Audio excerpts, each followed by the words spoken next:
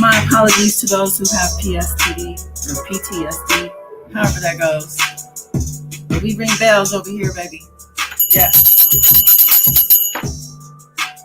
Peace, world peace. Can y'all hear me before I get started? I'm ready to go. Let me know if you can hear me.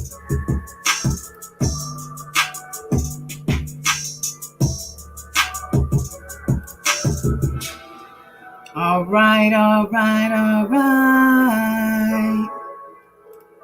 Let's do it proper like. God is dawn. Like and subscribe. Comment some night. Love in this light. Here's God is dawn. God is dawn. God is dawn.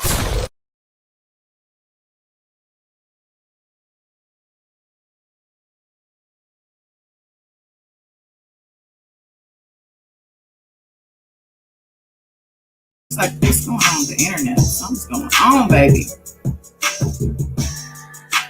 I don't know if y'all heard that intro. Let me know. We got to make sure all systems are go before we hit the button over here. Unlike some of these people y'all watch, we actually have content. We have documents. We have opinions. We have all kinds of stuff going on over here. You know, a lot of these channels, man, I've been checking them out. Some of these content creators are a little bit dry. Okay, good. You heard that. Perfect. Let me turn this a little bit. Hi, y'all. Yeah. Wednesday night. Peace, world, peace. Welcome or welcome back. I am Goddess Dawn, the warrior. Back live with you on this Wednesday, August 11, 2021. Happy and blessed to be here on this lovely Wednesday. I'm feeling good. Good health, peace and love at home, thriving business-wise. All is well. Yeah, no complaints over here. Putting that out into the atmosphere. Spreading love and positivity to anybody and everybody who needs it. And even if you think you don't, I'm giving to you anyway. But yeah, thank you, Divine Mother, Divine Father, and my divine warriors out there. Warriors gang, hashtag smart people only. Because if you don't get it, man, then you don't get it. Let me put my link out.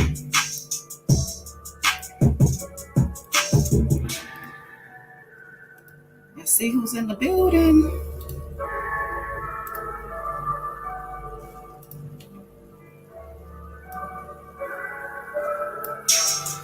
All right, love warrior. I see you. Thank you so much for being here. Aisha, Daddy's girl. Wow, Wayne in the building. Beautiful Spirit is here. Hazel E. Warrior gang. Robert Keller, welcome. All right, y'all. So the link is in the stream. Come one, come all. Just be respectful is all we ask. And have something to bring to the table, baby. Now, most of you here know that Wednesday nights are reserved for R. Kelly chat around these parts. If you are new here and disgusted by this topic, I can't say that I blame you, but unfortunately, this is the sector that has chosen us for this fight against child predators, abusers, R word people. So here we are. Yeah. Wednesdays and Saturday nights. Oh, and Friday nights are readings. We did one last Friday night on Aaliyah and R. Kelly. It's pretty interesting. It's members only though. So join the channel for those nuggets on Friday nights, and of course the Warrior Book Club, starting with the Aaliyah book coming out on the 17th. All right, a lot going on over here.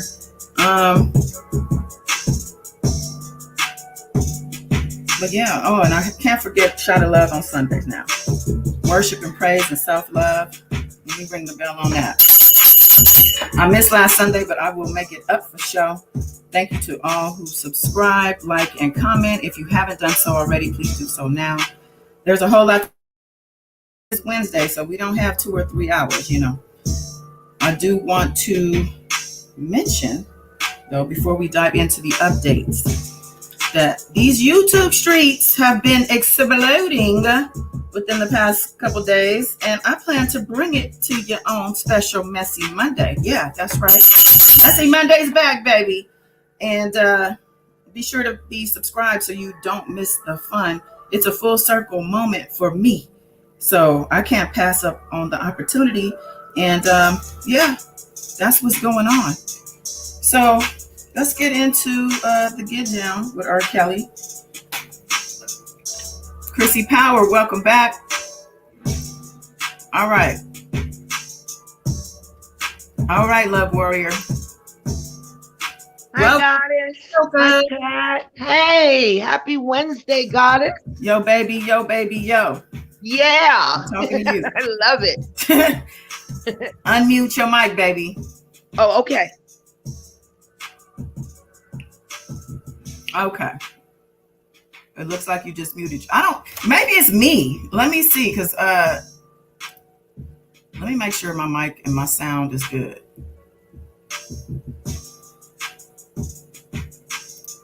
Let me unmute you. Can you? It won't let me unmute you. So can you unmute so I can check?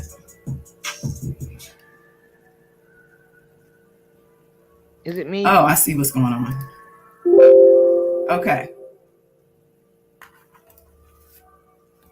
Go ahead. Okay, I was just asking, is it me? You know me. Okay, it was me. Okay. I figured it out. All right. How you doing? How you I doing? am fantastic. I'm fantastic. Yeah. I was looking forward to the live with you. I'm excited. Everything's That's good. We like excitement. High energy, high frequency, high vibes, positivity. That's what we like over here. That's what we want, baby. It ain't always that, but it's of course because we talk about R. Kelly. Anything R. Kelly is associated with, we know becomes a shitty situation. But Absolutely. It's all good. I think we navigated well. So I would like to get into some of the things going on with the trial, some updates and whatnot. StreamYard done changed some things up, so I'm just trying to get used to this back here. But let's see. So there were 3 days of jury selection: Monday, Tuesday, and Wednesday. Today they wrapped today. This is from day one, I believe. This is a Twitter post, and let me find the most recent sketching. I wasn't sure which one was R. Kelly on here. They said he was looking old, but everybody looks old. I mean, both. So are we talking the guy on the right, the far right with the dark blue? Yeah, I think you're right, Goddess. Yeah. Okay. So they're saying, so the sketch artist, we're trusting her eyes, right? So, I mean, I don't know. He don't look nothing like the R. Kelly that we remember, at least. No. I don't even know when the last time it is we've seen him, but Yeah, this is what they say he looks like. But yeah, so that's happening. This is his attorneys brought some suits, if you can see on the left, into him, so he can have, looks like, a change of clothes, or maybe a fitting. I don't know. But they have sworn in 12 jurors, 7 men and 5 women. What do you think about that? Interesting. 7 men. So we have to just pray that all of them listen to the evidence, that there no super fans hidden there, and that the evidence will prove without a doubt that it's time's up. Time to pay for this 30-year plus abuse and victimization of women and young ladies and young men. Yeah, that makeup is crazy though. I was surprised, guys. I was surprised that there was more men than women though. I will say that. I was disappointed because I couldn't find any real reporting from, maybe it was because of the overflow room. The press are a little not upset about the fact they're able to go into the courtroom. Maybe they're holding out, but I don't see a lot of the updates that I'm used to, like on Twitter. I'm not seeing like little details, but I don't think for them, I don't think this is important to them, because it's just jury selection. And but for people like us who have been following 2.5 or whatever years, and we want to know who looks what. I guess everything's sequestered and anonymous too, so that's another thing. But with regard to but with regard to him, what is he looking like? What are his expressions? How is he holding up? Is he falling asleep? We want to know. That's right. Yeah. Is he giving people little details too, like you said? Normally, like, they'll give us little details about the jurors, like maybe even their ethnicity. That I was surprised that we didn't really get a lot of info on that. They can't give us that because they don't have access. That's why they're not in the courtroom, right? Because what I'm saying is about R. Kelly, though. They do have ability to see him, I believe, on the screen. Right. So I'm not expecting nothing about the jurors. I don't want nothing to come out about the jurors. I don't want no problems. Okay. Right. Absolutely. I even actually made the mistake of highlighting something, and I'm saying he could be a John Doe, and I thought about that, like, I should probably not.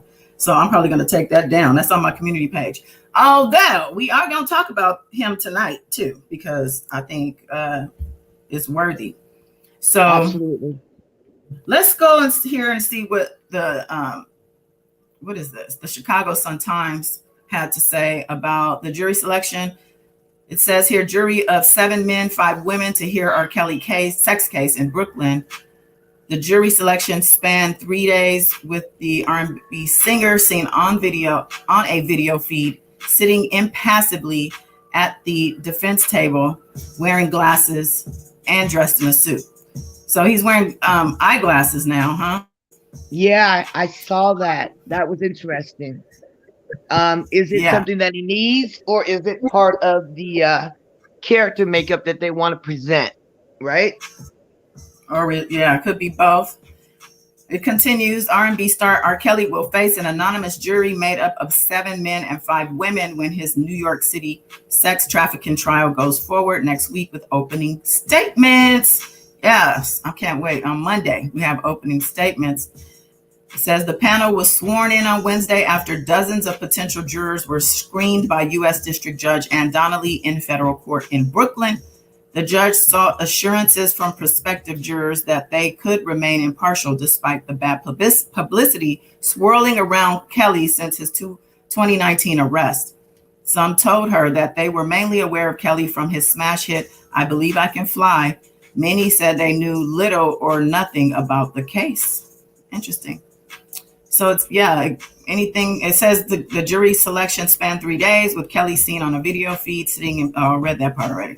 Let's see. The scene was beamed onto an overflow courtroom after a judge took the unusual step of barring the press and public from watching the trial in person, citing coronavirus concerns.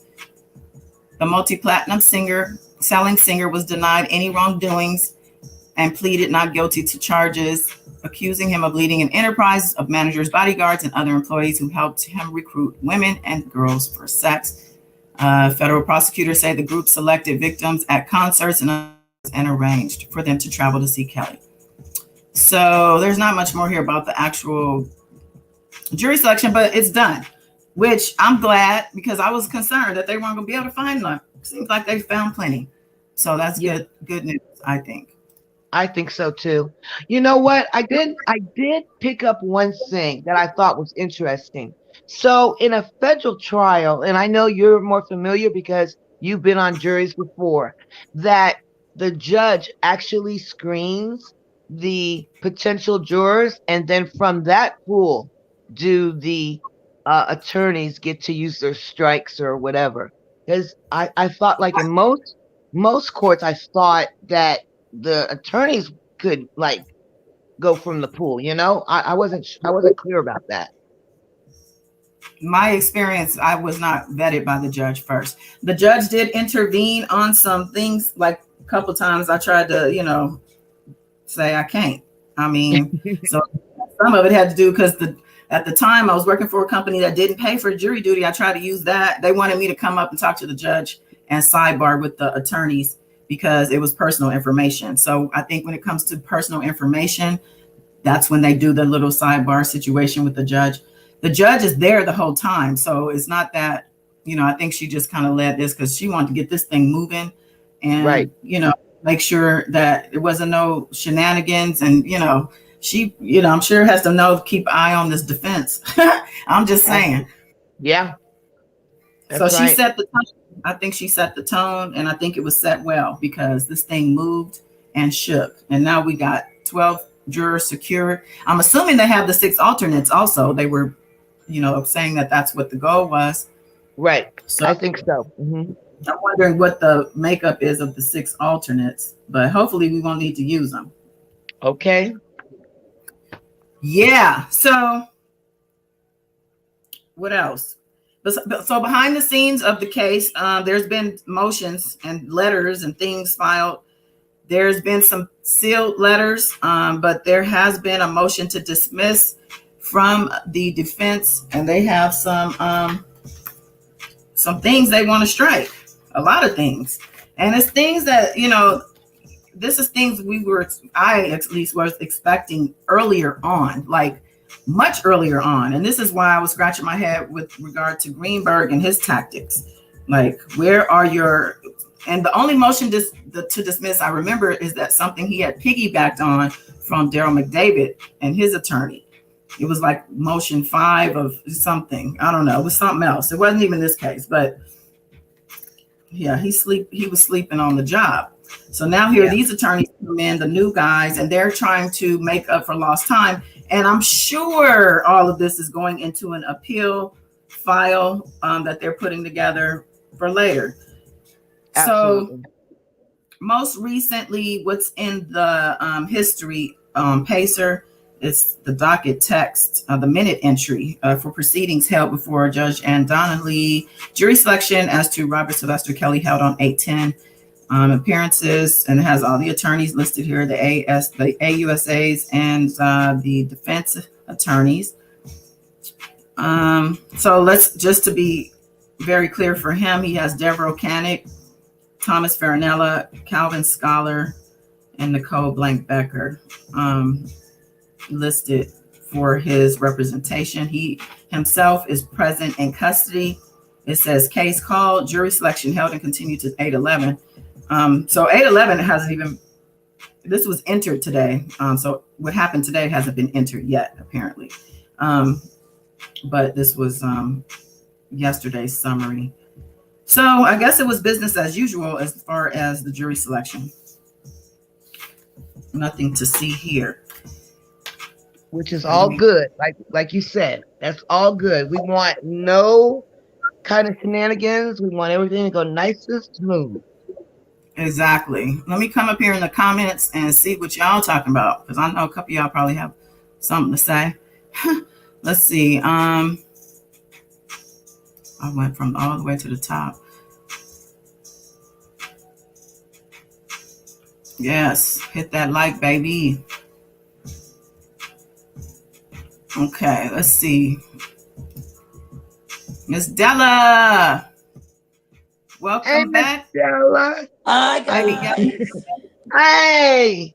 My Welcome, voice is welcome, Miss scratchy Stella. tonight. Oh, Fantastic. her I did voice a is lot of scratchy. talking She said, today. Oh no. "We'll get you some tea. Don't spike it too hard. We want you to stay awake for the little hour or whatever." So we are here talking about R. Kelly. Anything? Any thoughts on this so far? We just talked about the jury selection, the 3 days. Talking to you, Baby Yoda. So no, Baby Yoda is here. I had to hit the unmute button. So I think I sent that. I thought about the 7 men and then the 5 women. I was actually thinking, my God, why did they get so many men? I guess I got kind of nervous of thinking, would a man be sympathetic? Thinking putting themselves in the shoes. So that's why I kind of was just a little nervous about the 7 men. Not all I men, I think, would be, uh, I would say, turning a blind eye to some stuff like this. This is some pretty damning evidence. I agree in a way, Miss Della. What I would hope is that we have some that have daughters, sisters, and just are upright men, because like you gotta said, the evidence is what it is. So if we have some men that have daughters and sisters or wives and just value women, this it's gonna be all right.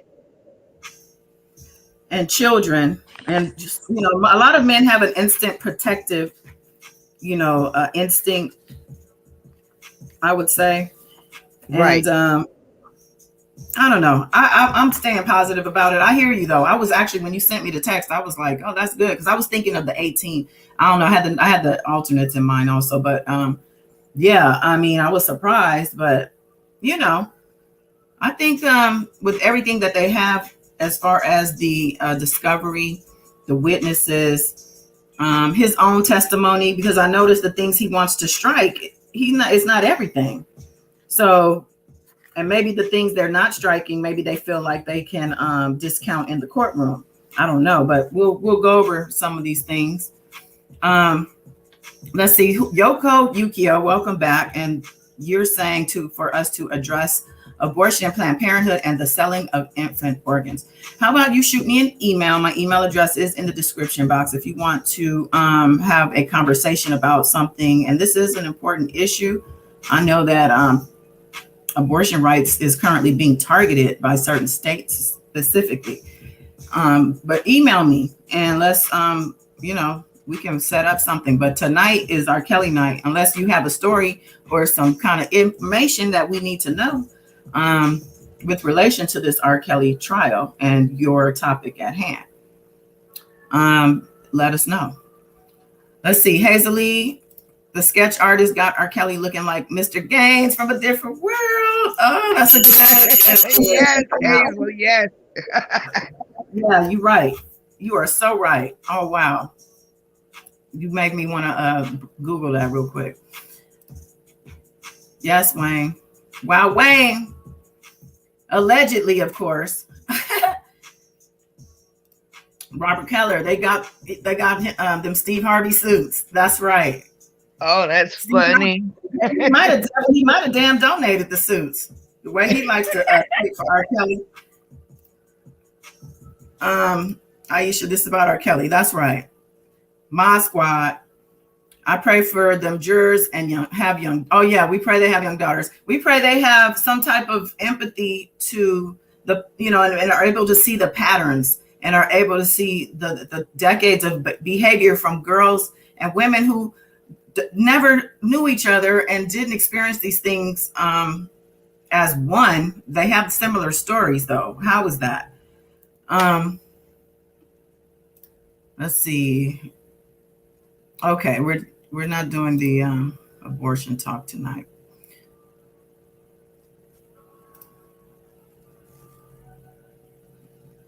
What is he reading then? I was thinking about that too. How is he wearing glasses? Because he ain't reading nothing. I was thinking the same thing. Like they're trying to make this man look distinguished, putting some damn CVS glasses on his ass. That Somebody was is in there too eating funny. some gum and saw some glasses by the cash register. Like, oh, this be a good look. You know what I'm Right. saying? Like, get out of here. He don't. Can you imagine? He never wore them type of glasses before. So that's what jail did to him. The And stink of jail got into his eye that bad, huh? that's right. And they can't have it both ways. Y'all can't be harping on he illiterate, he can't read, he can't write, and then put them glasses on like you try to make him look so, debonair. Like y'all can't have it both ways now. So I guess I'll bring up the documents. I know some people, I don't see JC, but she could be in the bushes. She likes to see her court documents, honey. Let me bring those up real quick. I was a little surprised to see that they're trying to dismiss some shit like this late in the game, as the press says, at the 11th hour. Okay, Daddy's Girl said 5 women and 1 man alternates. Okay, good to know. Thank you for that. I wonder if they're going to show that unseen child P tape to the jury during the trial, the one where he repeatedly says the girl's age. I think they're going to do it. I mean, I think that's part of it. Beautiful You think spirit. so? Since he was acquitted for that same tape. I mean, the charges for the tapes are what? The distribution. I think they asked for proof of the existence of the tapes. I don't know though. I'm no lawyer, and I ain't pretending to be like some of y'all YouTubers. Avenali, whatever his name, Michael Avenali stated that there was a different tape. There's 4 tapes. Okay, perfect. Okay. Hey, beautiful spirit. Beautiful. Hey. Hello. Oh Lord. I'm voice. She wants some love too. Everybody needs love, baby. Michael Holman, welcome. Maggie, welcome back. How you ladies doing? Happy Michael Wednesday, Holman, everybody. Michael Holman, he's asking to free Robert Kelly, saying that he believes the charges will be dropped. I'm really surprised at why you think they'll be. Oh, you think the motions to dismiss will be upheld? Is that what you're saying? Or you're saying everything is going to be dropped, as in acquitted? Which, if I'm wondering, why do you think he's been sitting in jail for 2 years and not able to get out on bond request after bond request after bond request? But all of a sudden today he's going to get out. I'm curious about that. You want to come in here and let us know? Let me throw a link. Go ahead. Somebody was going to say something. I just was thinking about the guest Michael Holman. What, like you said, what would make you think that at this point, everything that's invested in this trial, that all the charges would be dropped? Like that's not gonna happen. The link is in the chat. You want to come up and let us know why you feel that way, and you feel the need to come buzzing up in here with this information. I'm curious about what your backup is on that. Marcus, welcome back. Yeah, Warriors in the building. So yeah. Hazel said it's a different tape, Miss Stella. If they show the tape or multiple tapes, it's for sure a wrap. And I remember in one of the indictments, maybe it was a grand jury or one of the transcripts, one of the hearing transcripts. But I remember one of the prosecutors stating how clear his face is in the camera and how it's no mistaking that it's him. It was like him adjusting the camera or something. His face is dead on in the camera. And I mean, it's just, it's him. And these tapes have been authenticated, right? Wasn't that you, Love Warrior, that sent me something about that? Yes, they all have been authenticated by the FBI. So let's not give any credence to any of his supporters talking about the chain of custody is not R. Kelly, none of that bull crap. The FBI has authenticated the tape. Okay, let me block this guy, this Yoko person. You out. You trying to, I see what you're doing. Not over here, boo-boo. Okay. According to the motion, there are visual depictions of Jane Doe 2, 4, and 5 they don't have. I want to say something about that though. Go ahead. That's what the defense said. Okay. And so we have to take that with a grain of salt. There's Well, I no have way. the government, so, and they told them what they submitted and what they haven't yet. And I'm going to read that. So, Okay, good. yeah, I just want to save some, Wow, Wayne said, you black. Welcome to the black club, baby. All right. So, yeah, let me, I'm sorry. I'm go ahead and look for, I have so many tabs open. I'm looking for the, Pacer tab, but go ahead. Say what you were saying. Everybody chime in and say what you got to say. Or not. Who's speaking? You are. You are.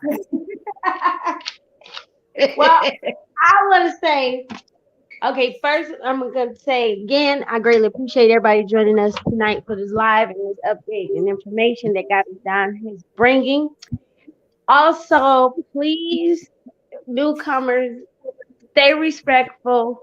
God is Don channel. We all respectful to each other over here. It is nothing but good vibes only. We don't tolerate it. But if we have to get blocky, we'll get blocky. But anyway, I'm so glad the trial has come, y'all. And I don't think we should get any nervousness about the jurors. We just go keep them up in love and light and prayer that no harassment be going on and that it be a fair trial for Rico Kelly. And I think, with 7 men, I don't know. I think we never know because they had to dismiss the people. So that's probably what they had left. We don't know what happened. Maybe they found out some people were super fans or whatever. But well, that's the typical jury selection process is about weeding people out. So that's going to happen. You're not going to just everybody there ain't just going to put their right hand up like okay. But I want to get into this article before we get into the actual paperwork because they kind of summarize what the actual dismissals requests and all that. Okay. And I would rather just do this and government said versus read their bullshit ass paperwork. Oh, did I say that? Okay. All right, cool. So R. Kelly tries to dismiss charges in advance of trial. R. does not count as acute venereal disease under public health law. On the same morning, a jury trial began in his racketeering case. Embattled singer R. Kelly moved to dismiss charges in his criminal indictment, accusing him of transmitting herpes to his alleged. His attorneys argue that the virus does not fall under the public health law's definition of an acute bacterial venereal disease. And they did submit this whole packet of documents to back up from, I think it's from the Office of Public Health about herpes and the viral and HIV too, because they're trying to say if you allow this, you're going to open the door for HIV to follow in future cases. But let me go on and read what this says. It says, in quotes, to allow the government to move forward with those counts would be to allow a clear mischaracterization and interpretation of the application of the statute, considering the statute clearly does not incorporate herpes. The singer's lawyer, Thomas A. Farinella, wrote in a 13-page memo supporting his motion to dismiss on Monday. I swear I saw Nicole Blank Becker's name all over there too. It's unequivocal that this law was passed to prevent exposure to an acute bacterial venereal disease such as syphilis or gonorrhea and not herpes, he added, emphasizing the words in original. The motion to dismiss quotes the New York State Department of Health's history of the public health law passed in 1943. And I thought they did this before. I remember them bringing up all this, trying to dismiss this, something like this. I don't know, but it says, because I remember, okay, we'll go over that in the government's response, because I think they addressed that. But let's see, it says, yeah, it says, the legislation was amended 3 years later in 1946, more than 2 decades before the scientists identified the genital herpes as a disease, according to the motion to dismiss. R. Kelly's team argues that allowing the government to proceed on this theory could open the door for federal criminalization of HIV transmission. If the court permits this statute to apply in this case, there is no limit to the government's power to charge people with HIV of the same crime. I thought it was illegal to give somebody knowingly HIV already. I remember, I thought I had seen something about that before. Yeah. But Yeah, there's So been did some I. kind of cases. Yeah. Remember that DJ that infected all those black women? He was charged. Okay, so it says in a recent pretrial motion, prosecutors previewed testimony from anonymous witnesses such as Jane Doe number 5, who was expected to testify that she was 15 when she met R. Kelly in Florida in 2015. The singer also allegedly filmed himself having sex with her, again thereby producing child pornography, prosecutors say. As a result of the defendant's actions, Jane Doe number 5 contracted an incurable sexually transmitted disease at the age of 17. R. Kelly claims that some of the alleged victims were not minors and had consensual sex with him. So he's not denying the sex. He's trying to underage. Well, that's what I'm saying. You can't, because you don't deny every last charge against you. Everything can't be a denial. Right. Argument forms the basis of the singer's bid to dismiss certain allegations of reckless endangerment for exposing his alleged victims to the disease. His lawyer claims the allegation particularly does not fit for relations they describe as adult consensual sexual intercourse. They say essentially the law requires that the risk connected to a reckless endangerment charge must demonstrate a gross deviation from the standard of conduct that a reasonable person would observe in the situation. And permitting this charge to stand would be tantamount to criminalizing adult consensual sexual intercourse, the memo states. Prosecutors claim that R. Kelly filmed himself having sex with his alleged minor victims. In quotes, it says, thereby producing child pornography. But the singer wants to dismiss those allegations, claiming that the government has not produced the evidence of the footage. See that? In quotes, it says, however, there is no evidence that the visual depiction exists, the memo states. Therefore, as a matter of law, and because it is impossible to find the Mr. Kelly of these allegations should be dismissed.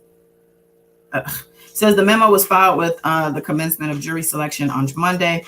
Of course, we know trial is opening arguments are set for Monday the 18th. They actually posted here the documents. So I guess I can put the link to this in the description in case anybody wants to read the actual motion to dismiss, which is posted here.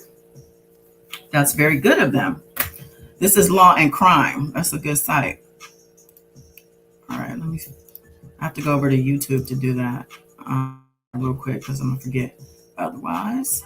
So what do y'all think about what they're trying to dismiss? The herpes charges, the fact that the tape actually exists in the first place, because they say they don't have it.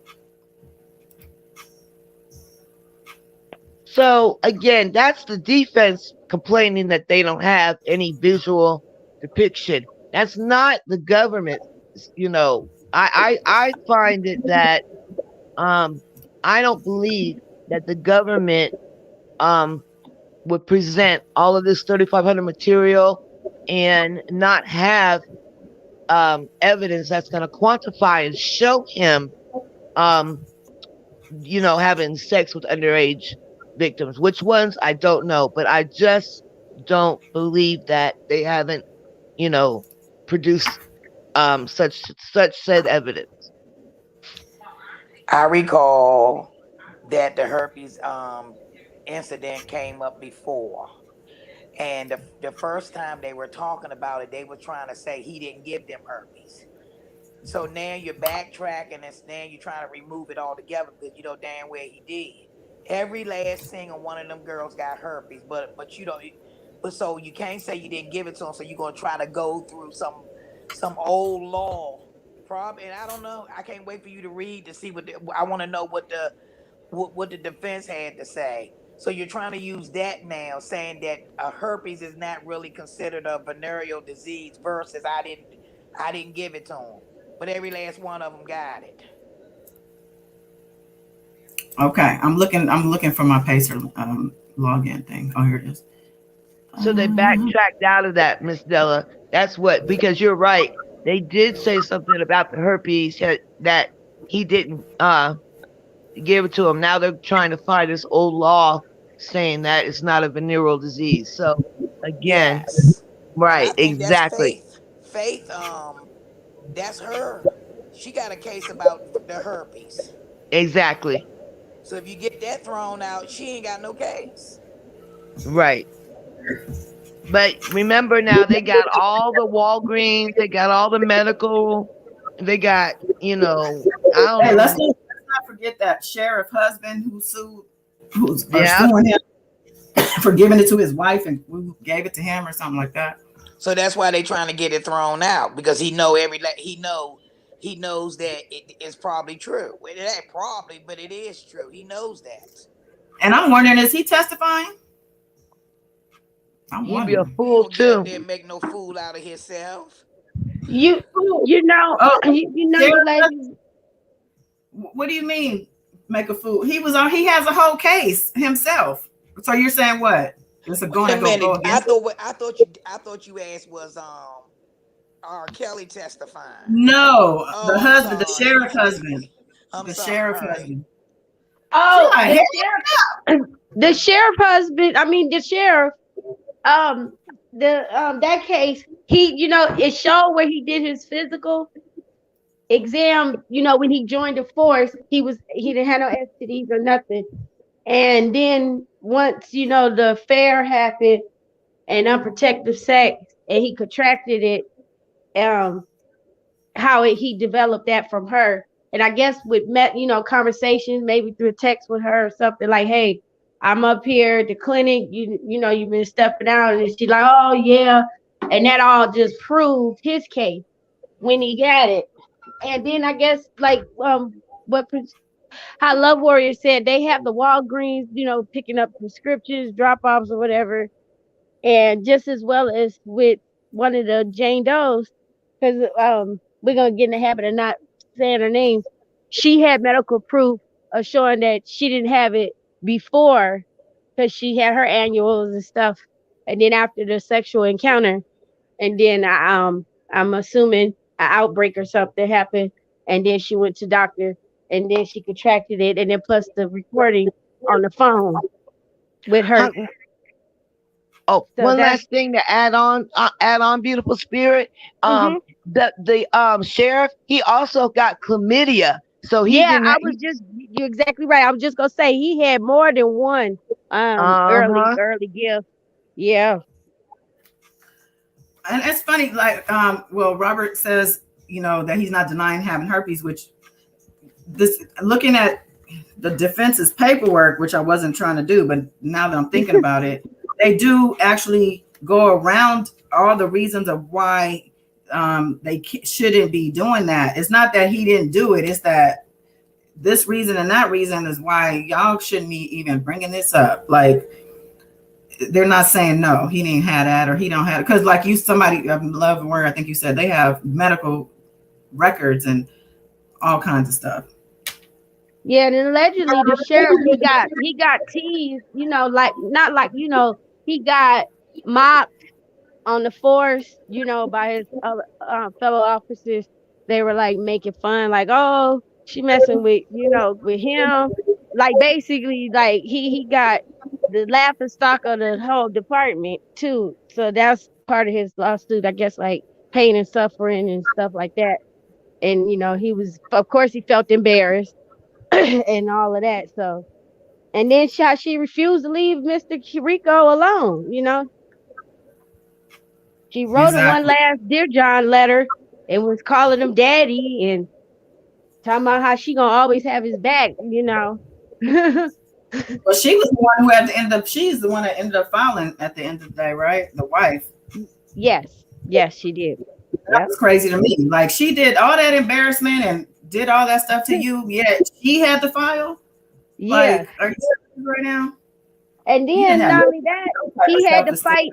I believe he had to fight for custody too for his daughter. When they had joint, because he found out that sending the child for the summer vacation, she was taking the child with her to go see Rico.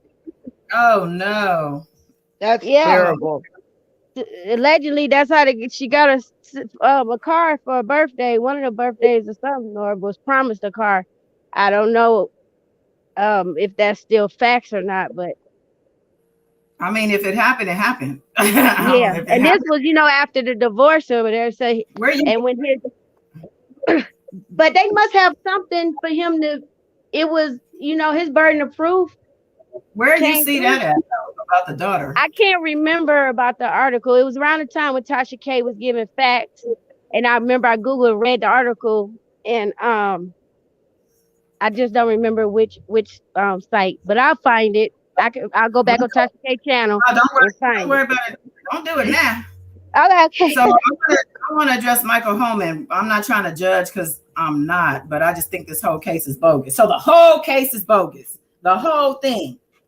All the witnesses, all the patterns of behavior for decades after decades, all the different the mounds and mounds of discovery that they have, digital, paper, people, but yet you don't believe any of it. Not one word. Why is that? How could that be even possible? I put the link. How come you can't back this up? Come let us know. You ain't got to show your face, Michael Holman. I'm curious. Like Robert asked here, do you have anything to support your claims? I'm curious too. I'm really curious about this. If you can be respectful, that is. If you can't, then, So the defense, they sent this motion in to seek to dismiss the predicate acts alleged in count 1, numbers 12 and 14, as well as Mann Act violations alleged in count 6 through 9, and in count 1, Racketeering Act 1, Racketeering Act 2, Act 3, Act 7, Act 10. It says Racketeering Act 10 and dispute the venue in the third superseding indictment. So yeah, they're trying to get rid of all of that. So they're trying to basically just take apart the Rico. Looks like to me. Yeah, that's what it seems like. And dispute the venue. That's all y'all can come up with. Disputing the place where it happened. Come on. But yeah, they're trying to take apart the Rico. But that ain't gonna happen. This Rico got him shook, don't it? Rico got a ball spooked. We know Kels has not. Oh, sorry. Oh, go ahead. I'm just reading this comment. Go ahead. Oh, we know that Kels has not been honest and forthright with those attorneys.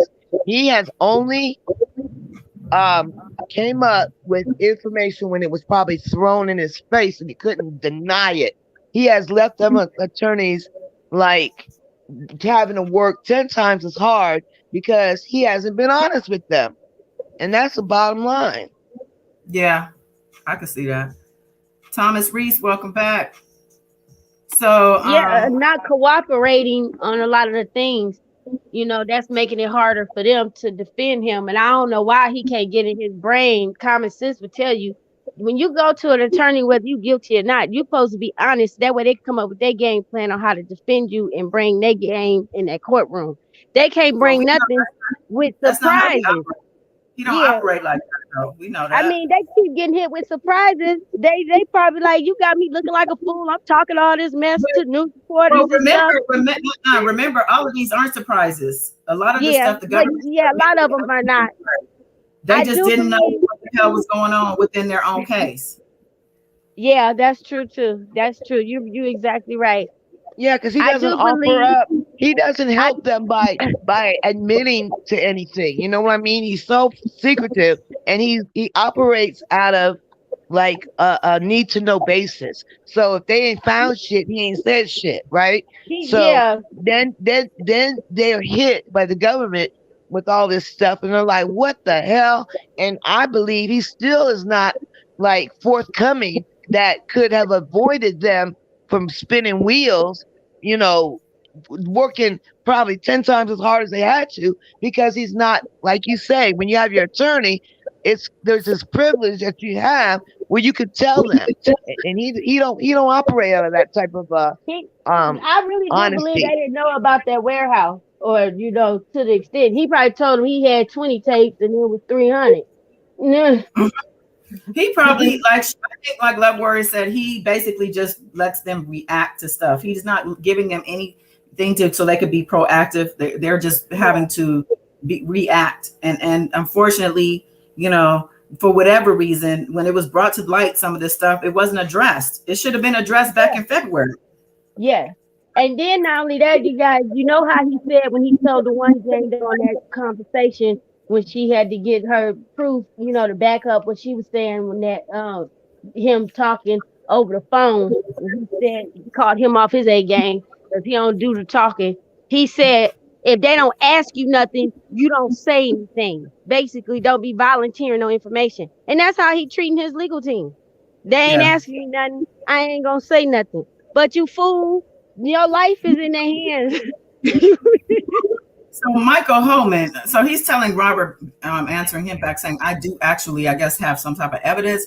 One of his attorneys said that they was going to help him get out of the New York case and Chicago case. So that's what you're banking on. So because of that, you don't believe nothing. I mean, that doesn't make sense. So you're basically counting on some new guy coming in the picture. I'm assuming you mean one of the newer attorneys has made this promise. Where did this conversation happen? I would love to know what where you got this information from the attorney that he's gonna get him out of both cases. You Wait talking a about the minute. New York attorney? They all the promise they said even Daryl Johnson say he gonna walk right out the doors. He gonna be home tomorrow. And he ain't walked out of their door yet. Besides the jail cell to the courtroom. Exactly. Welcome back, Queen. She said he You know, denied all we got everything. More time. He only admitted to Aaliyah just now, 2 years later. that's But right. then not only that, you guys, if all these people keep saying they got all this proof that's gonna help bail him out, go set him free. Well, how long do he gotta wait for y'all to set him free? How long y'all gonna hold on to this evidence that's gonna set him free? He boy, I think I most was of them are waiting for the appeal. I mean I it's mean, okay to I think a lot of these people they don't want to believe. And it's, to me, you could be a fan and a supporter, but you could be an honest one as well and look at it all the way around. This man ain't being held for nothing.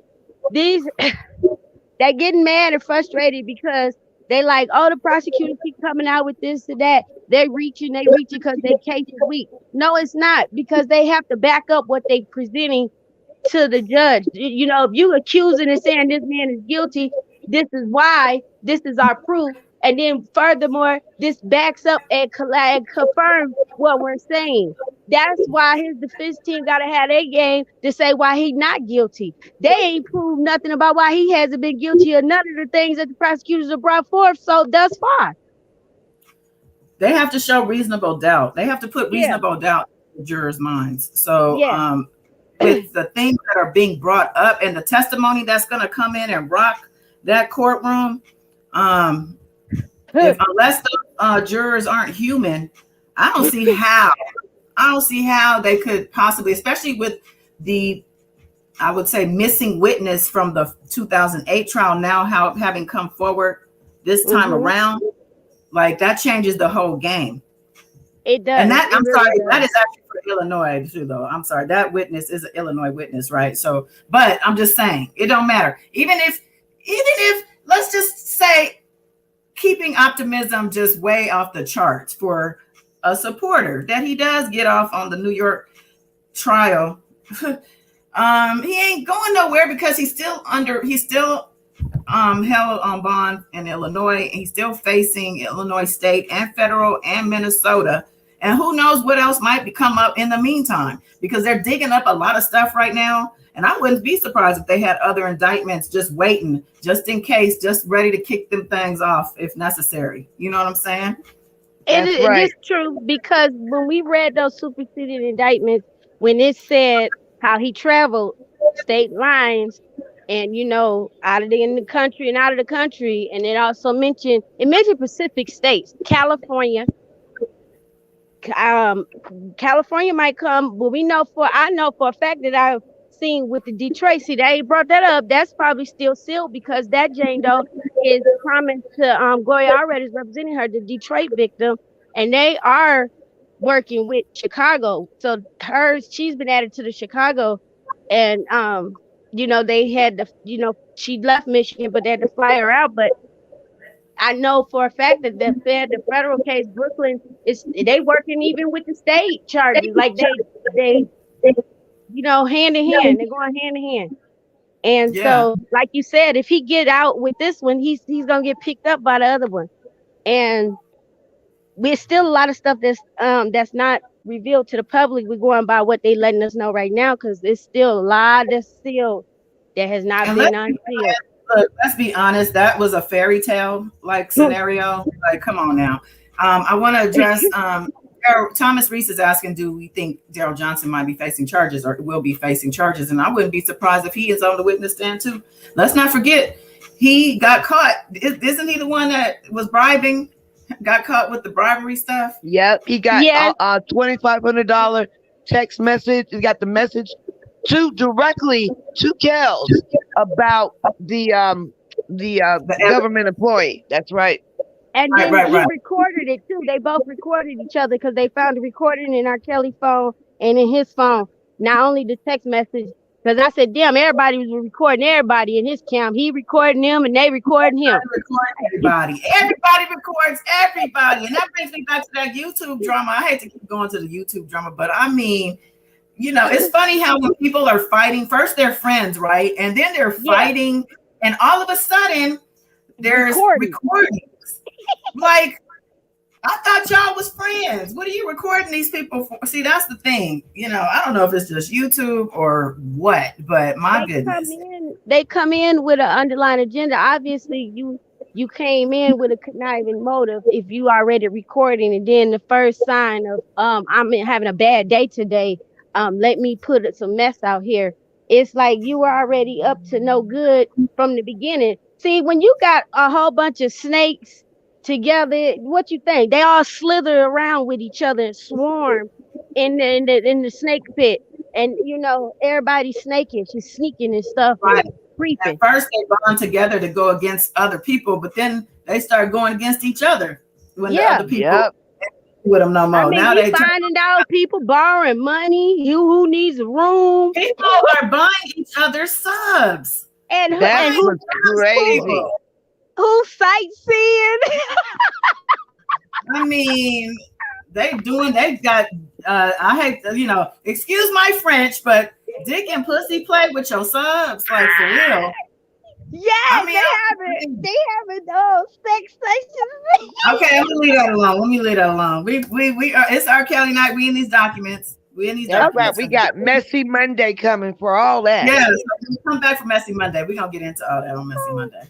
Shout out to my carriers who bring me the links and the time stamps and whatnot. I appreciate y'all greatly. All right, so let's see. Hazel saying, do we know who's actually testifying besides Demetrius? I think we have an idea. I don't want to really be specific with that, but I think we have an idea. You know what? On some of the witnesses, I would say some people that were in his inner circle that we haven't heard, that aren't all on YouTube and this and that, that kind of, remember when right before he got indicted, a bunch of his closer inner circle left, right? I would say some of those people definitely would probably be testifying. And you're exactly right, Love Warrior, because they mentioned in the Chicago Tribune article on Twitter that the two employees that was texting each other, and they said that they was gonna tell the baby girl that when they get to Florida to run and never look back, that they've been cooperating with the authorities, and they will be testifying against him because they the ones that went to the authorities when they picked up on some mess was going on, when they was like, oh, that is the girl on news parents looking for, and as well as others. So then they have law officials that's going to testify because they found police reports, y'all, on some people in hospital records. That we found out with the 55 page that it was a victim that went to the hospital as soon as she escaped from him after the assault and made a police report. Right. So Diane Led is saying Summer Bunny says she already had herpes when she met Robert. That's why they fell out. Okay, and this is supposed to prove something. I'm wondering. But Because okay, just how because is she already had it, don't mean he didn't already have it either. Also, and also if she already had it, if he didn't, they gave it to him and he went on and passed it on. do So y'all I mean, know I'll figure out the one of point. those superseding indictments when it mentioned one of the Jane Does that was 12 years old in California in 2015 that he had for 3 days, and they claimed those supposed to testify too. The witnesses that was in the back of the SUV that came with a 14-year-old already. They said that went to the health district out there in the southern part of California while he was out there during that year. That broke it down to the time, the month, and every in that year. And the first, and he seen the health district his records hit there because when you have a disease that like that, and when you get checked out, it goes to the health department of that That's state or right. whatever, and it gets Yeah, we have to, any medical assistant or doctor has, it's you called, have to, they call it mortability form. You have to fill it's it out called, because they have to, he's the source of his own pandemic. That's what I yeah, want to and they say. check to see if you got the medicine from the pharmacy because they have to keep track who's spreading what. I want to say, oh, Robert, I have the response also up. So I was aware. So yeah, the government responded and then the defense responded as their final. So I have that's here also. So Oh, just okay. FYI. Yeah. But yeah, let's just see what the government said. So they responded, Dear Judge Donnelly, the government writes in reply to supplemental opposition to the government's motion to admit other acts evidence. And it says, for the reasons set forth, wait, I have it highlighted, but I'm looking for, oh, here we go. Here we go. For the reasons set forth herein and its initial memorandum, the government submits that the court should uphold its initial rulings and permit the government to introduce evidence related to Jane Doe 7, 9, 11, 12, 14, and 15. And there's a footnote. The defendant asserts that this conduct was, quote, only recently disclosed by the government. The defendant is correct with the respect to Jane Doe number 7, and Jane Doe number 11 and Jane Doe 12, but not as to Jane Doe 9, Jane Doe 14, and 15. See, the allegations as to which were disclosed in its production of 3,500 material on February 5th.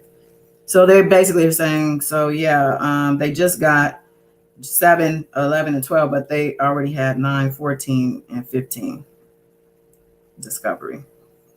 Notably, the Section 3500 material for the more recently disclosed witnesses is not voluminous and has been produced to the defendant well in advance of trial. So they're like, and what we did give you finally, it wasn't a lot, and you had it in time. So stop your whining, basically. Piss off. Bugger off. All right. And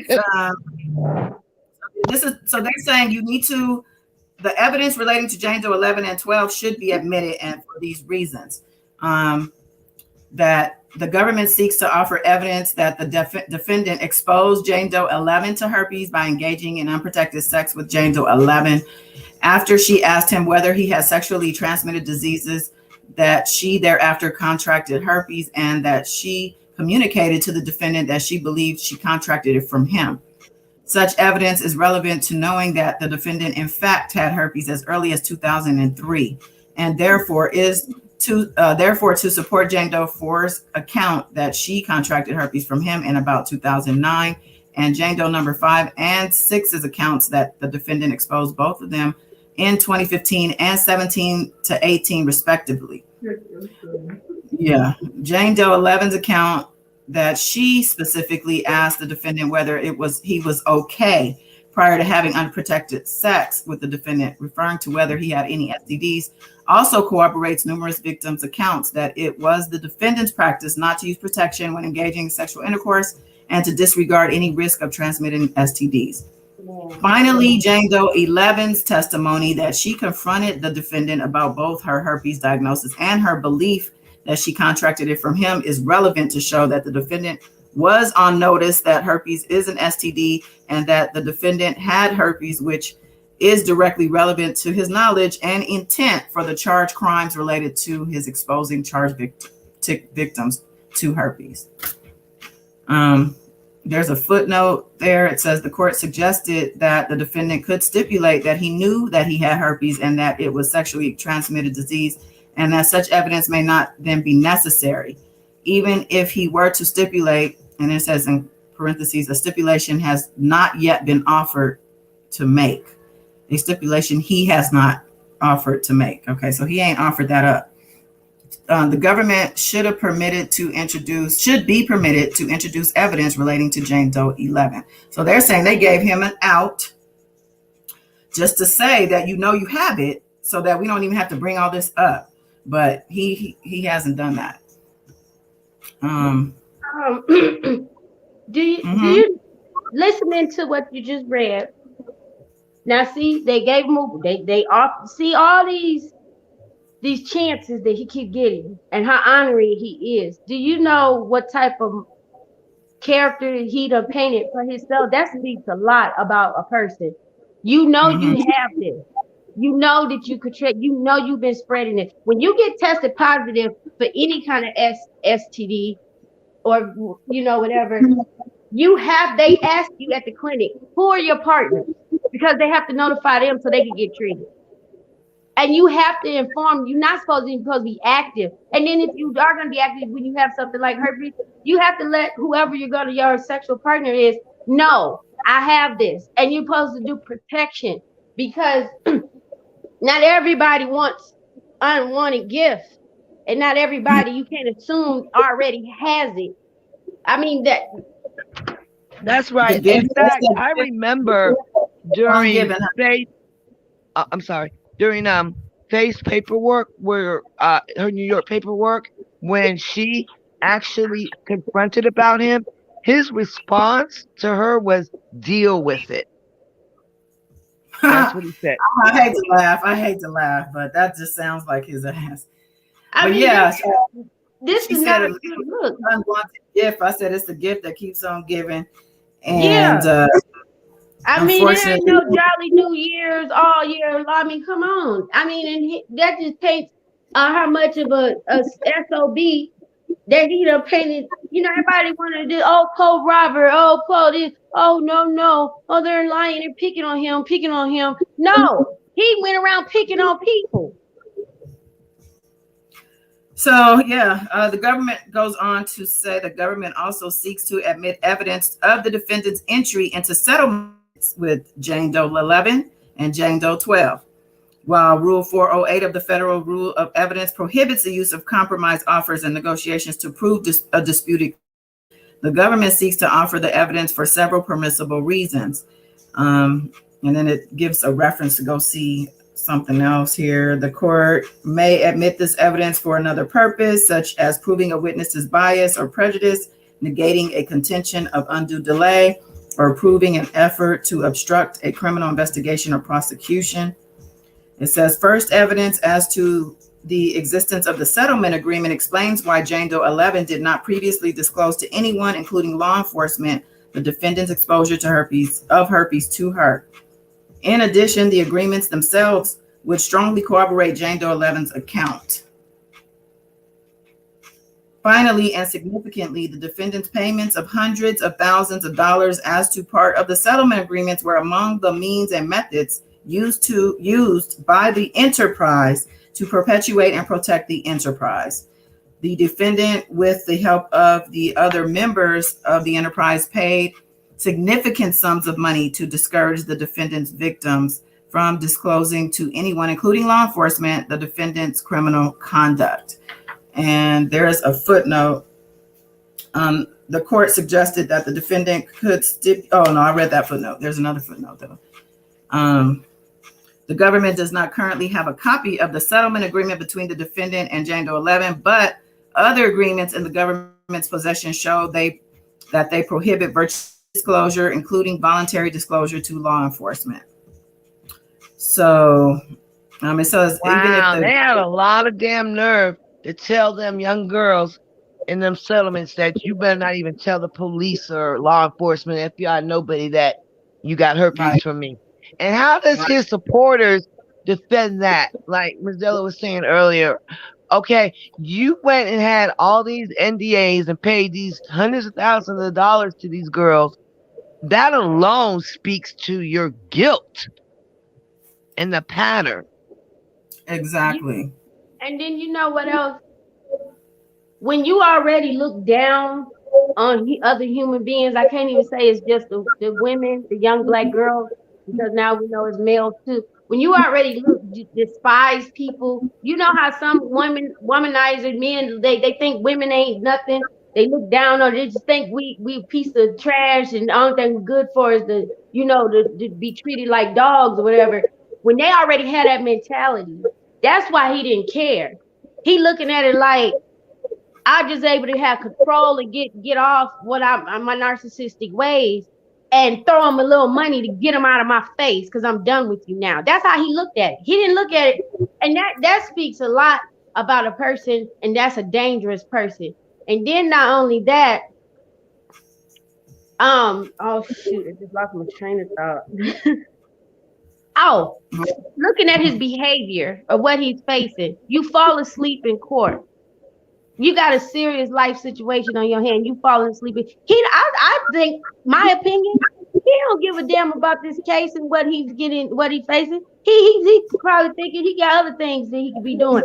How you fall asleep with what you facing, what you going through, and then I don't think that he cares. I don't think he has no kind of emotions about nothing.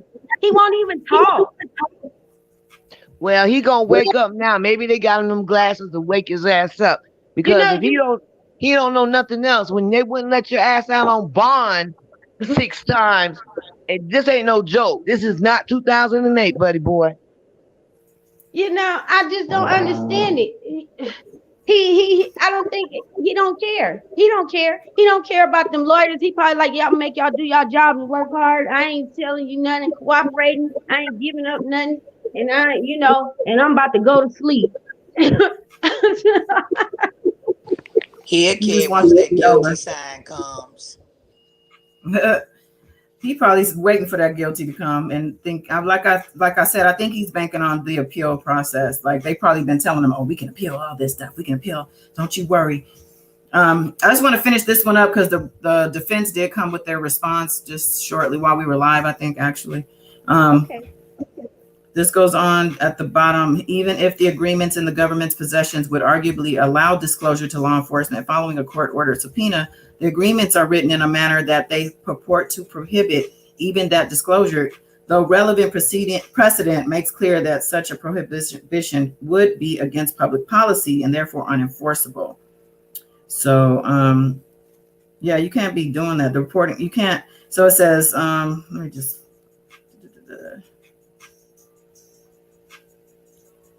They have a lot of case law stated. And yeah, so basically it just says it is obvious that agreements to conceal information relevant to commission of a crime have very little to recommend them from standpoint of public policy. So it says it is apparent that concealment of crime and agreements to do so are not looked upon with. So bottom line is those things are unenforceable, unadmissible, or should be. And but they signed them and adhered to them anyway. They didn't know any better. Like they took the money and ran, basically. I mean, I can't really be mad at it because you probably didn't think, well, I better take this money because I'm not going to get nothing else. Yep, it was the closest to justice that they would get. So they took what was offered to them, and only because they started to find out that they're not alone when more and more victims became public, that gave them strength, to speak out. We got to give Geronda Pace a lot of love for her to step out and break her NDA. If y'all haven't read her book, man, she has two, I think, but I know the most recent one, the latest one, had a lot of stuff in there. Whoa. Yep. Okay, so I have the defense's response to the government. Whoa. Submitted today.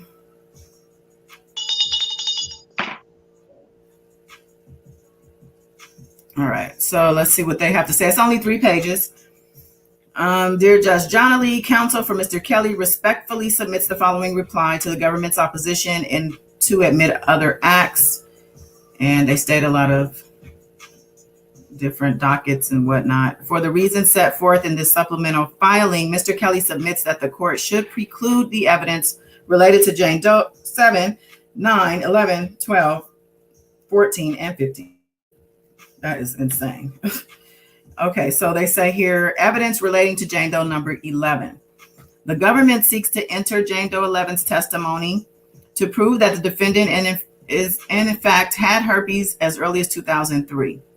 The government plans to do so by introducing statements by Jane Doe 11, and that after she asked Mr. Kelly whether he had any sexually transmitted diseases, STDs, that she thereafter contracted herpes, and she told the defendant she believed she got it from him. The government is attempting to backdoor evidence of whether or not Mr. Kelly did in fact have herpes by relying on a lay witness's opinion. Further, the government seeks to support the fact that Jane Doe number 4 claims to have contracted herpes from Mr. Kelly in 2009 because Mr. Kelly already had herpes in 2003 based on Jane Doe 11's testimony. By allowing such testimony by a lay person as proof that Mr. Kelly had herpes in 2003 would be to circumvent the requirement of having an expert testify as to whether or not Mr. Kelly had herpes. So they go on to cite Rule 701C, which prohibits testimony from a lay witness that is based on scientific, technical, or other specialized knowledge. It says it's intended to eliminate the risk of that reliability requirement set forth in Rule 702, and that will be evaded through the simple expedient of proffering an expert in lay witness clothing. So yeah, they don't want it. They want to get rid of this stuff because they know he has it. They don't want to introduce this stuff. So now they're saying with regard to Jane Doe 12 that there is no substantive response in the government's opposition to the supplemental letter filed by Mr. Kelly, which amounts to a concession by the government regarding Jane Doe 12. And I guess they're talking about how they said they didn't have the letter, but they, have other letters to show a pattern. It says, as stated in Mr. Kelly's previous filing, Jane Doe 12 is deceased. So this is the Jane Doe that is deceased. This is not the other Jane Doe. Okay, there's two deceased Jane Does from what I understand, right? Does anybody else up here know? Okay. Yes, correct. It's two. Okay. Therefore, a deceased person cannot authenticate any proof of entering into a settlement agreement with Mr. Kelly, and therefore the government's request to permit evidence relating to Jane Doe number 12 should be denied. If this evidence is permitted, it would be in contravention to the court's decision that certain uncharged acts would be permitted only if they were admissible under the federal rules of evidence. Therefore, this evidence should be precluded. And it talks about the settlement agreements. The government also seeks to admit evidence regarding certain settlement agreements to use the fact that Mr. Kelly settled cases as proof of the supposed enterprise's means and methods, which is a pure perversion of the law and the exact purpose for which Rule 408 exists. The fact that Mr. Kelly entered into certain settlements with Jane Doe 11 and Jane Doe 12 undermines the reality that they chose to enter into the settlement. It ignores that they were represented by counsel and presumably their lawyers advised them of the consequences of signing the agreements. If the court allows said evidence, then Mr. Kelly should be entitled to call the lawyers as witnesses. Ooh, is that Loggins? She should already be called. Y'all there? I'm not on the screen, so I can't see y'all. Yes, I agree. She needs to be up there too. I just wanted to make sure it was quiet. That makes me nervous because y'all know I've been kicked off before. I've been over here just reading away. All right. No, I had muted my mic while you were reading. Oh, cool. No worries. Okay, so the government is trying to use these settlements to establish criminal culpability as to certain alleged acts by the Jane Does. This would be improper testimony elicited from the Jane Does, it says, which will unequivocally confuse and mislead the jury. It says if the court were to admit this evidence, it would send a chilling effect to any future settlements because it would undermine the purpose for which parties enter settlements.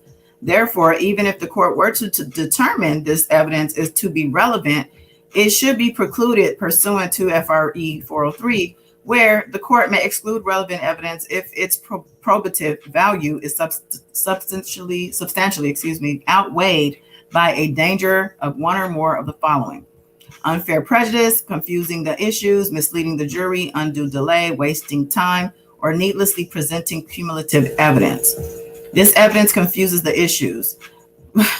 Would be misleading to the jury and would be unfairly prejudicial because the government's position would only lead the jury to the conclusion that because Mr. Kelly settled in a civil action, he is guilty of the allegation as to Jane Doe 1112 and as well the related allegation in the indictment. And I say, yeah, you're right. And yeah, he is.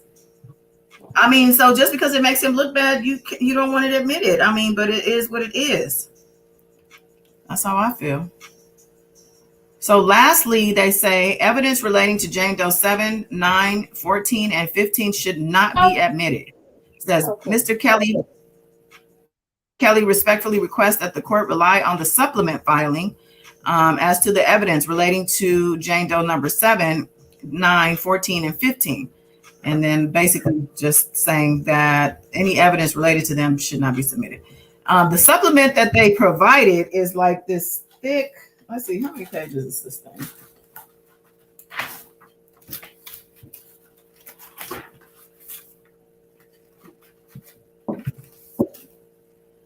All right, it is a 16-page document that it looks like it's from public policy and the regulation with regard to HIV. It looks like more so than anything. And it's ridiculous. Like, it looks crazy to, I don't know.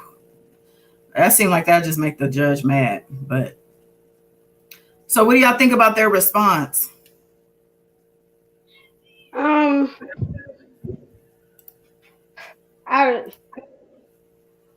think it's just the defense. I think it's just another weak one. I just believe that they just don't want to face the music too. They don't want to face the music too. Queen said he on medication, got to be acting like that, falling asleep. He might be on medication. He like, give me something to knock me out. I can't sleep. She also said that our case reporter said that she should have protected herself from herpes. So it's always the victims of the survivors. You should have protected yourself. You know he sleep with a lot of women, a lot of groupies. But all of them did say that he didn't like using a condom. And I don't think at that point he would have told them, "Oh yeah, go ahead, you can use a condom." I disagree. He wouldn't have done it. Not only that, they were kids, and we do know how he was disciplining them. In his mind, disciplining them. So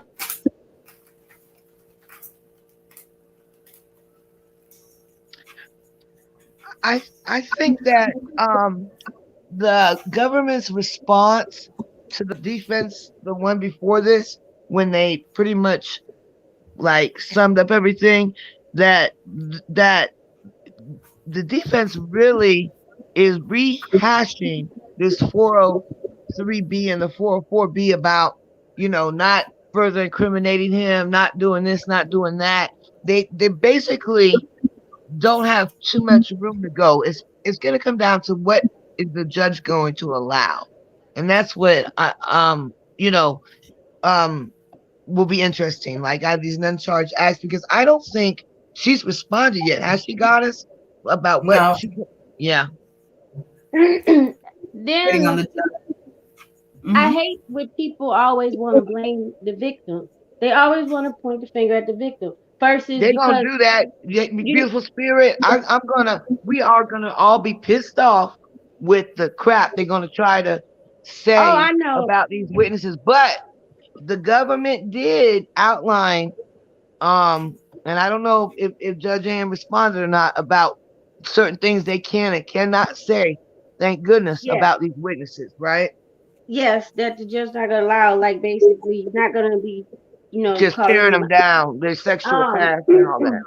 not only that, if anybody was listening to one of those status hearing updates that we listened in on a few months ago, when Greenberg told the judge he has never, this was when he said, I've never tried to get him out on bail. It was always Doug Anton at the time. And he said to the government and the judge, I've never disputed none of the evidence against my client, meaning that he never disagreed with what was presented when he got the evidence and view so far.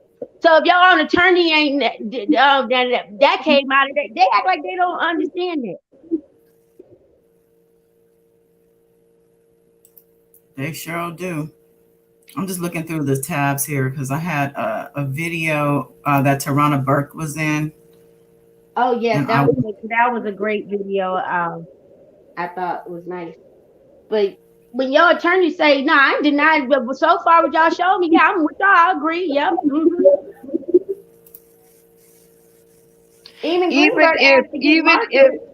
Even if they don't allow the victims from the uncharged acts of 11 or 14, they still got all the other ones. So yes, they do. You correct. So if they get a win of not allowing one or two victims of the uncharged acts, it doesn't matter because they have so much.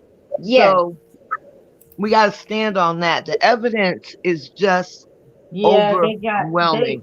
Just like you said, Love Warrior, overwhelming. They got so much stuff. It's just countless, just spilling out decades.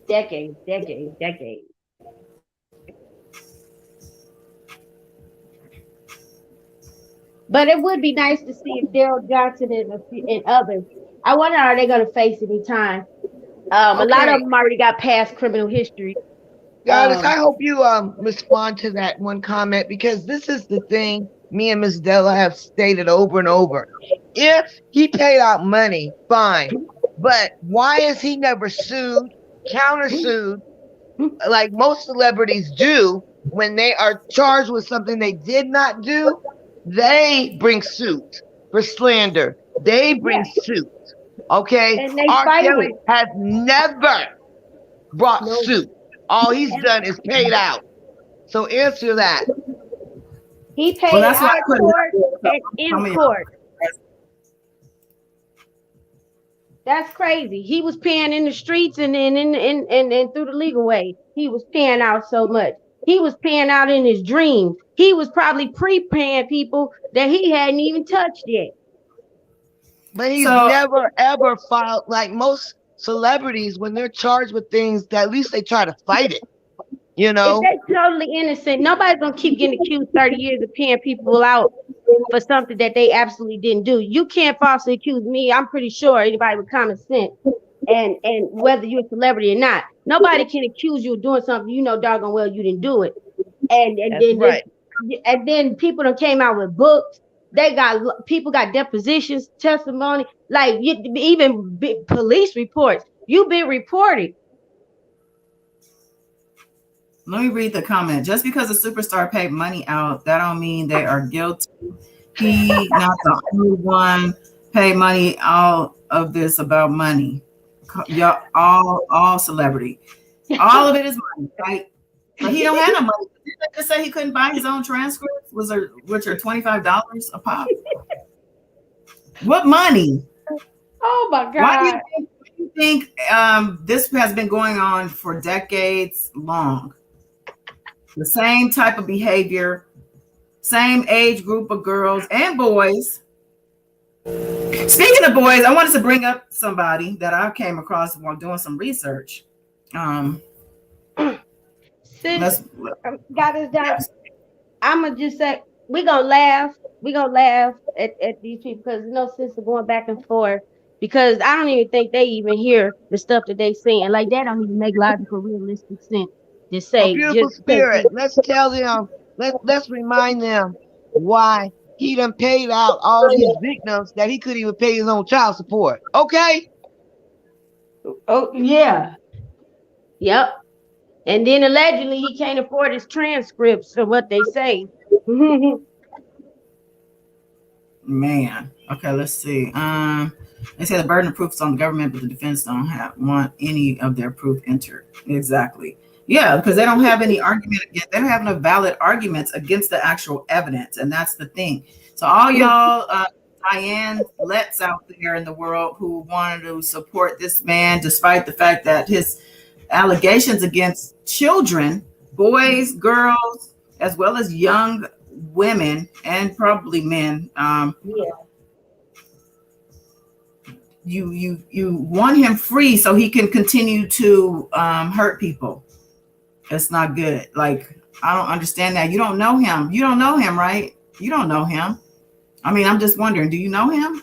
How do you know he hasn't done not one of these things, even though he's on video, a lot of videos? Like, Yeah, I'm even wondering. if we didn't know about nothing else, we know about two young underage children for sure. If they don't know nothing else, they know them too, That's right. and they know it. And then from what they were saying with the first sex tape, was the 12 plays when they all put it on one CD. It was multiple young girls and one adult female in those videos. So So what she's saying for people who are like, what? So she's saying that, he had that 12 play album. She's saying that there was a tape which was labeled 12 play that had 12 minor girls or 12 girls. I don't know if they were all minors. 12 different he made 12 sex tapes. Oh, there were Next, 12 sex.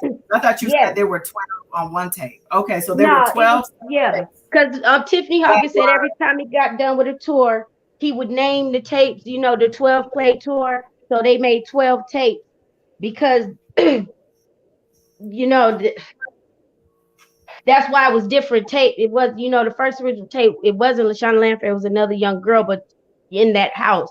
When the one with LaShawn Lanfair, it was alleged 3 other girls was already there. You know what I mean? And Tiffany Hawkins was there too, and that's in her deposition. You actually, that's even in Jim Derogatis' book. So that's in court. That's in paperwork which she filed her deposition, 700 and some pages. And Daddy's Girl, as we brought up this again, remember the Lifetime thing? Did he sue them? No. No, he didn't. But he threatened them. He threatened them. You better not come out. Don't just say that. He tried to stop it. Yeah. Yeah, he tried to stop it. He tried to stop it. And then he tried to stop Gloria Red and the first attorney representing one of the Jane Does, even threatened them 2 lawyers. And he sent that threatening letter out twice, whether he had Don Star 6-7 do it or not. All this trying to stop and put stuff to a halt is for a reason. I wanted to play some of this. I don't want to play the whole thing. It's like 9 minutes long, but I can't remember if there was a timestamp for this. But there was a couple things that Tarana Burke said that I thought were important. So let me just play and see. Allegations of sexual abuse and misconduct for decades, literally since I was in college. So for those unaware, could you just unpack for us, without sort of, and I'm going to put the trigger warning out, just unpack for us what he is accused of doing in this case? Well, this case covers, from my understanding, several different things. So over several years, R. Kelly's sort of mode of conduct was to entice young girls into his circle, right, underage girls, and he would fly them to a home maybe still in Georgia, or I guess in these, or take them out of state and have what can be considered coercive sex because they were underage with these girls. And so when you put all of those cases together, the amount of young people and the places that they happen, then you have this racketeering charge and these other charges that he's faced with. It's different from his 2008 trial, though, and people should understand that, because 2008 was specifically about the video that was made with the underage, the 2 underage girls. It's really important to start there because I think that anybody that was familiar with the previous case may not understand that we're dealing with an entirely different facts here. And this is also separate from any of the case details in Illinois. So I just wanted to sort of set that up top. And now I want to dial into more of the cultural piece of this, because that is for me where the work can be done. And I think in cases like this, especially the high profile ones, we need to manage our expectations a bit just as a public. Yeah. Because we just lived through Bill Cosby being released. And I think that was a day of pain for a lot of survivors out there, not just the one specifically is alleged to have abused. And I think it shows some of the limitations of the criminal justice system. Do you think that it's important to keep in mind that fact as we watch this trial unfold in Brooklyn? Absolutely. In fact, I think that's the most important thing for survivors in particular, but also for people who support the movement and support our work, to know that you have to manage your expectations. There's no way to get full accountability within the parameters that were offered by the legal justice system in this country. It's just not possible. And when you have a jury, as we saw in 2008, and as we've seen in so many other cases, it's any man's guess. Now, I do think that juries have, or people rather, have matured and have a more evolved understanding of the breadth of sexual violence over the last decade. And so I hope that we see that difference shown up in this jury. Yeah. I think that that's such an astute point, and it's thanks to the work of folks like you that we have evolved. And one of the points of evidence that I would cite as an example of our evolution is how we look at Aaliyah. And I'm not talking about her as a singer or a person, but simply just her interactions with R. Kelly when she was only 15. So at the time, allegedly he got a fake ID for her a day before their marriage. And I remember that being like an open fact. Like everybody knew that R. Kelly was married to Aaliyah when I was like 17 years old, which now we look at with completely new eyes. Why do you think that we looked at it so in such a distorted way back then? And how do you see the progress to this point where we look at it and we go, that was abusive, that was not right, allegedly it was not right? Well, we should be clear, and though you will never find me in a position to defend R. Kelly, but we should be clear that he was not the first, right? We know about Elvis Presley, we know about this other rock star, I can't think of his name right now, but this is something that we had seen normalized, particularly in entertainment culture, of taking on a young wife or having a young girlfriend, and we still kind of see it normalized, right? We see these Hollywood movie stars marrying girls who are just over the age of consent. And so I think the reason why we kind of, so a lot of us scoffed at it when it happened and really would kind of discussed it or questioned it. But many people, as you said, thought this is just how it is because we've seen it normalized over plenty of time. He is by no means the first. Yeah. There's so many Black men and women who feel that R. Kelly is being unjustly prosecuted. And in some ways, I think this is where we have to do the work, because you have the Black community that sees the criminal justice system as unjust, right? Unjust and unfairly incarcerating their family members and people who look like them. And we saw that come up with Bill Cosby. You had the folks who, when he was released, were like, see, we told you. So I feel like we have to have a more nuanced conversation. Why do you think people in the Black community perceive sort of the trial of R. Kelly as an attack on Black men instead of a consequence for the abuse of Black women? Because one, we haven't had enough conversation about the abuse of Black women. There's not a normalization and there's not a historical memory that people keep about the abuse of Black women. But also there's a very real lived experience for Black people in America of sexual violence being weaponized against Black. We saw it in the Central Park Jogging case. We've seen it in everything from Emmett Till to Brian Banks. We've seen it over and over again where Black men are falsely accused or sexual violence in some way is weaponized against them. We have to be able to hold these two truths at the same time. This is what I keep saying. While that is very true, R. Kelly, Bill Cosby, Russell Simmons, T.I., those people are not Emmett Till. Okay. It's not the same thing. And so Right. if we really, this is about, as you said, a culture shift, but in the Black community, we have to understand and be able to disaggregate those things and say, a person like R. Kelly is not representative of Black men.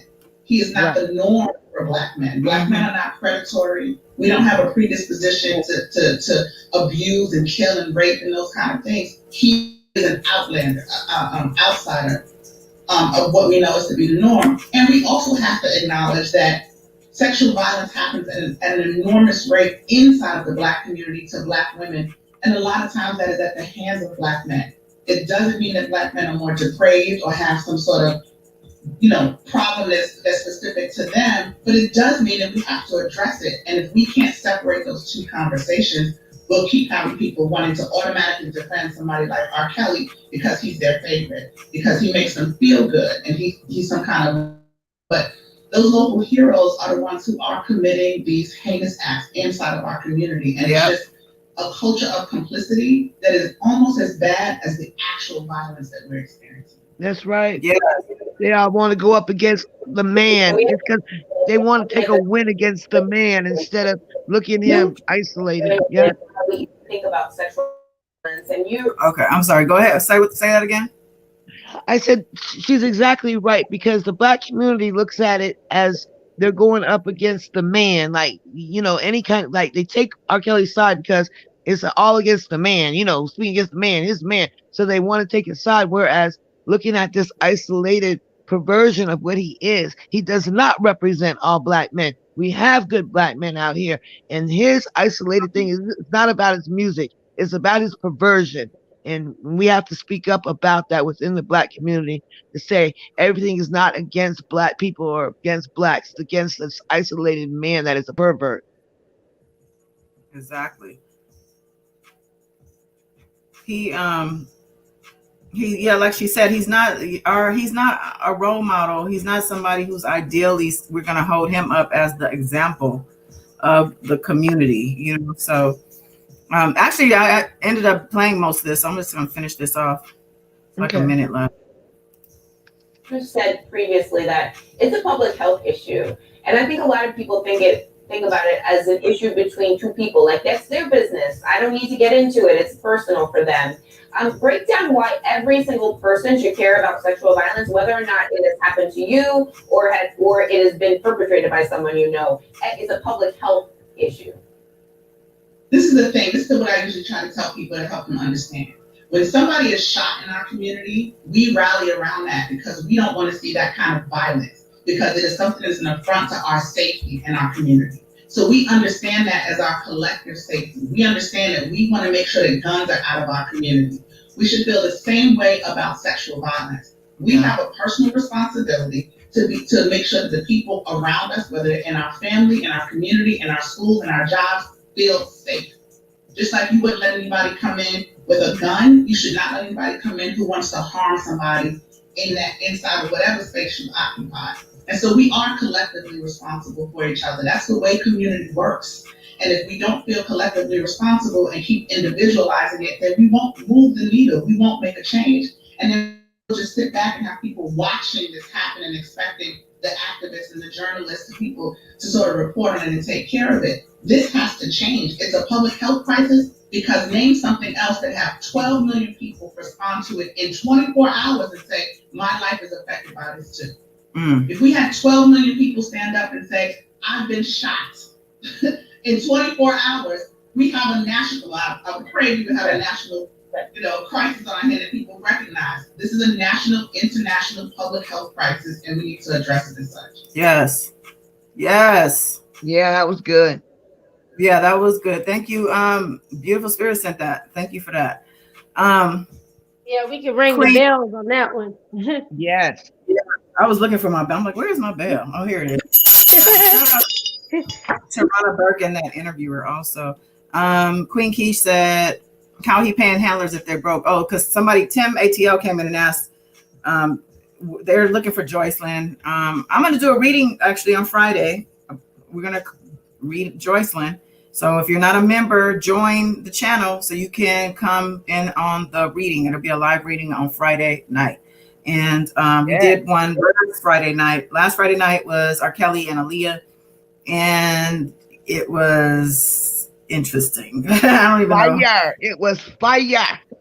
It was epic. It was definitely truth telling, I believe.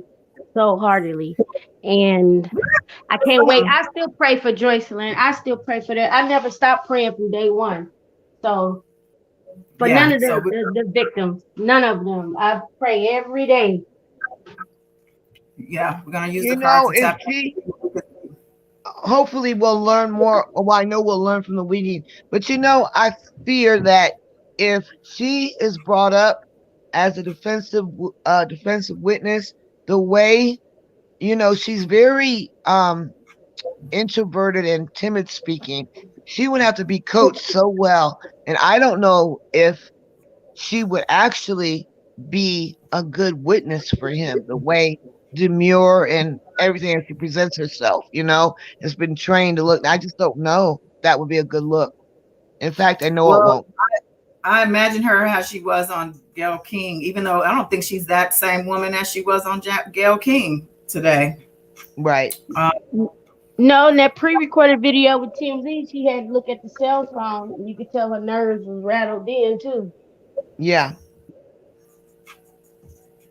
I want to say to Yvette Sullivan, welcome back, sis. She came in and asked, why isn't mainstream media covering what's going on with him anymore? I think they are, but not as heavily, probably because it's not really a lot happening right now. The trial, the opening arguments for his New York trial, which is a Rico trial, it's a big deal, starts on Monday. So you probably will see a lot more in mainstream media, but I guess if you want information, if you're not coming here, go to I don't know. I guess there's different outlets. It's not a lot of coverage right now. I noticed. So I don't. Well, it's Even been Court a TV. lot since that trial. It's been a whole bunch of different, talking about the jury selection and things like that. So Yeah. Miss Well, Sullivan is gonna be yeah, on but and it's popping not next week. like I said at the top of this live. There was not a lot of reporting as I was looking for myself. There's a lot of different outlets saying the same little blurbs. It's not Right. like a lot of information.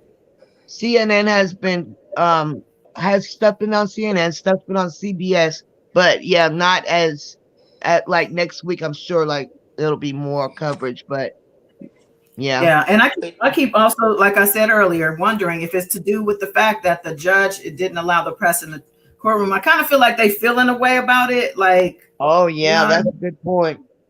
yeah. So in case you don't know, the judge disallowed the press. They actually sent a letter in as one conglomerate to ask permission after she already has said no. And this is press. Well, I think it was U.S. press outlets, but it's all over. Maybe it was international. But she said no. Y'all got to sit in the overflow room with everybody else, or rooms. So there's that. I kind of sometimes do think the press have an entitlement when it comes to these things, because it is supposed to be open court. Usually it is. And I feel like I couldn't see them being a little retaliatory and not really giving us a lot because they're sitting in that overflow room. Maybe they don't want to sit in the overflow room, so they just aren't doing it. I don't know.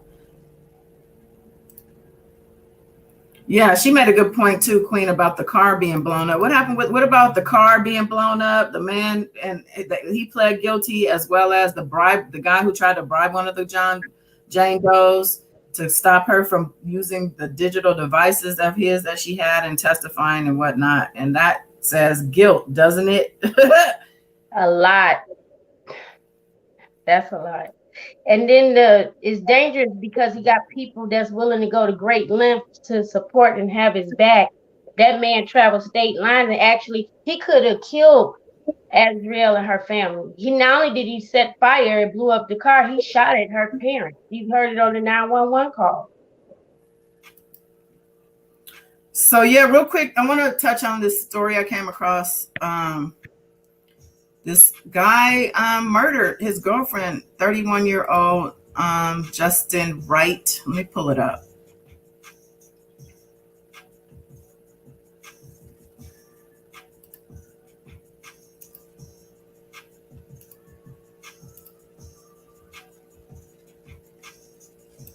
Okay. So this is him. This is the girlfriend that he killed. It turns out they weren't even together that long, but here's the story. Multiply Platinum songwriter Jay Wright was arrested on murder charges early Monday, May 10th, after allegedly shooting and killing 20-year-old girlfriend Willana Bibbs in a Davenport, Iowa home. Wright, 31, was booked on first-degree murder charges and remains behind bars on a $500,000 cash-only bond.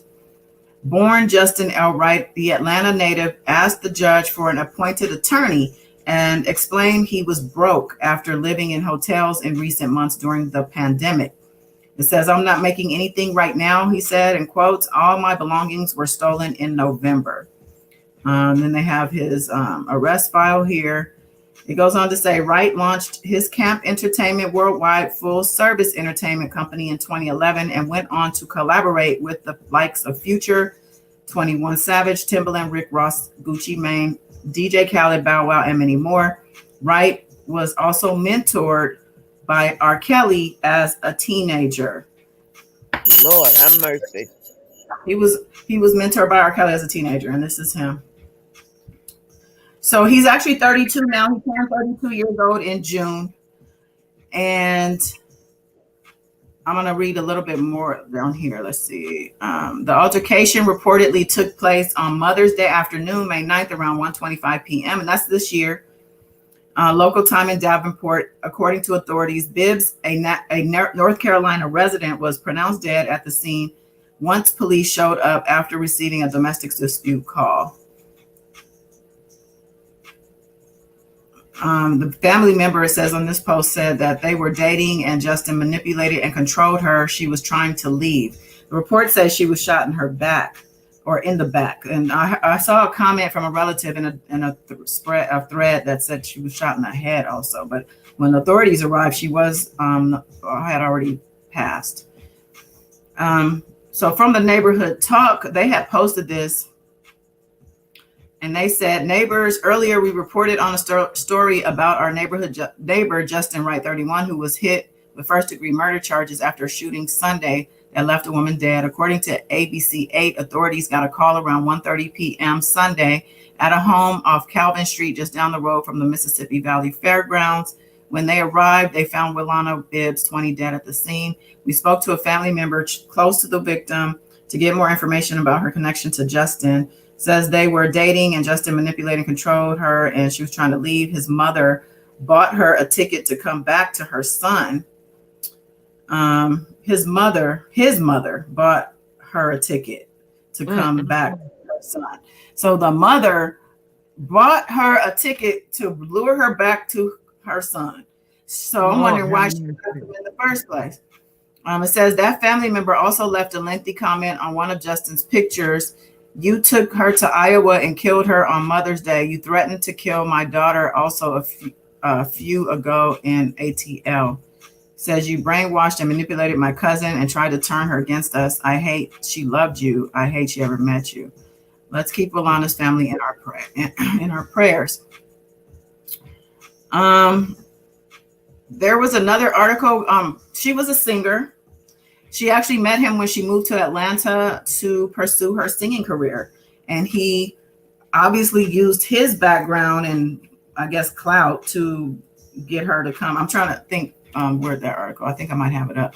But the reason I'm bringing this up is because I'm wondering, is he a John Doe? If whether or not he's a John Doe in this case or a John Doe in general with R. Kelly, because he could be John Doe number 3, John Doe number 00, like, you know what I'm saying? Absolutely. I'm His curious. behavior. That word mentoring is triggering because we know what mentoring means to R. Kelly. And the fact that he was a young teen. And invited to his home. Yep. I say we can't dismiss it. It's very interesting. I wonder what we find out. Yeah, he's still in jail at the police department, actually in Iowa, because they say it's still being investigated. And there's, I think, other things and parties involved possibly, or things going on. They're still investigating this. So he may or may not be transported. I know there was a link I clicked to get updates. So I'm going to bring the updates because I'm honestly wondering how much mentoring did R. Kelly do to this guy? And now he's in this position at 32 years old, facing murder charges. I know that under one of his posts on Instagram, he has an Instagram page, which is was updated right before he looks like got locked up again, because he was already in jail. He had somebody recorded, I think illegally, when they were talking to him behind the glass before this arrest. So somebody also said he had bragged on having like 39 felonies at one point or something like that, something ridiculous number of felonies, and that he was bragging on it, and that he likes, a lot of the people were saying, yeah, you like to fight, and you like to fight women, that he hates women. So this is classic to me, somebody who might have been violated young by a man or a woman or whatever, but I'm just saying he seems angry.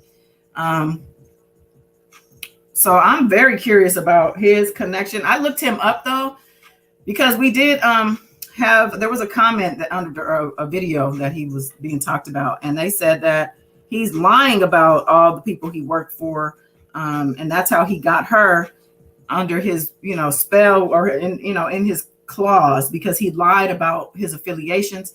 So I looked him up under like ASCAP and the other big publisher, because I wanted to see where, if he did all of that, he would be listed. Absolutely. I did see him under Mariah Carey.